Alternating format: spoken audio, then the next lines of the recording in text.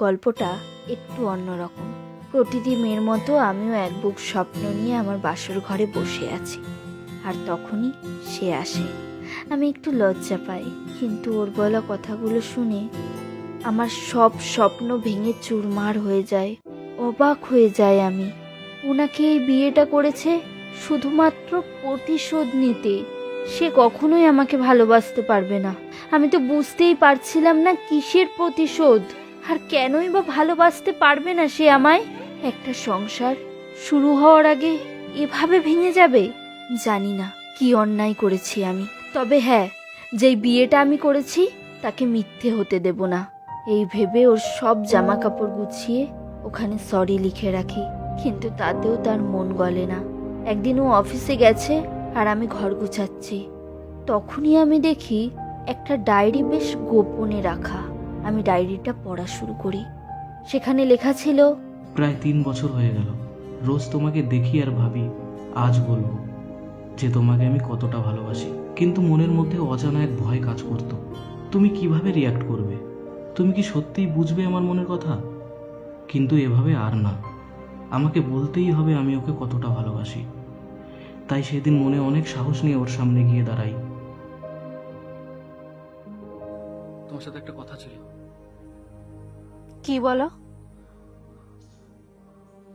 আমি তোমাকে ভালোবাসি, খুব ভালোবাসি। তাই? ভালোবাসো? তা কি করো তুমি? তেমন কিছু না, এই চাকরি বাকরির চেষ্টা করছি। তার মানে বেকার? তোমার মতো একটা বেকার ছেলের সাহস কিভাবে হয় আমাকে প্রপোজ করার? আমি কেন, কোনো মেয়েই না তোমার মতো একটা বেকার ছেলের সাথে প্রেম করবে না।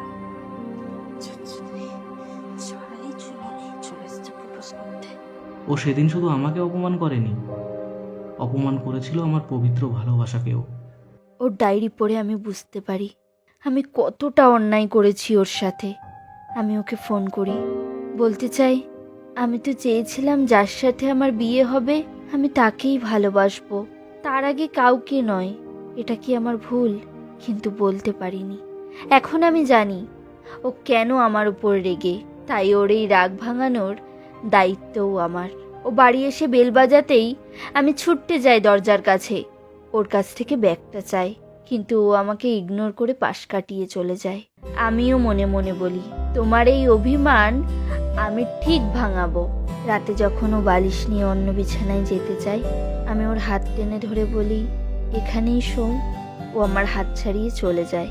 একদিন আমি ছাদে গেছি জামা কাপড় মেলতে, আর ও খবরের কাগজ পড়ছে। আমি যেভাবে এক মনে ওকে দেখছিলাম, ও কিন্তু আর চোখে আমাকেই দেখছিল। এরপর একদিন অফিসের কাজ করতে করতে ও খুব কাশছিল। আমি জোর করে জল খাওয়াতে গিয়ে জলটা ওর অফিসের পেপারসে পড়ে যায়। ও আমাকে খুব বাজেভাবে বকা দেয়। আমার মনে খুব আঘাত লাগে। হ্যাঁ বাবা, আমি অন্যায় করেছি, আমি তো 1000বার সরিও বলেছি। আমার করা অপমানটার জন্যই তো তুমি জেদ ধরেছিলে, তাই তো আজ তুমি এত বড় একজন অফিসার। যদি এভাবে কষ্টই দেবে তো বিয়ে করলে কেন? চলে যাচ্ছি অনেক দূরে, হয়তো তুমিও এটাই চেয়েছিলে। মেসেজটা দেখা মাত্রই ও অস্থির হয়ে অফিস থেকে বেরিয়ে পড়ে। আমিও এবার এই যন্ত্রণার শেষ চাই। এদিকেও বাড়ির পথে দৌড়াতে শুরু করেছে।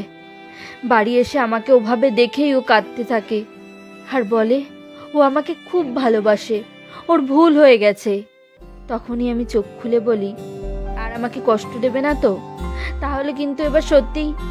ও আমাকে জড়িয়ে বুকে আগলে নেয়। যদি কেউ কাউকে সত্যিকারের ভালোবাসে তবে তার ভুল অবশ্যই ক্ষমা করে দেয়, তবে তা একবার, বারবার নয়।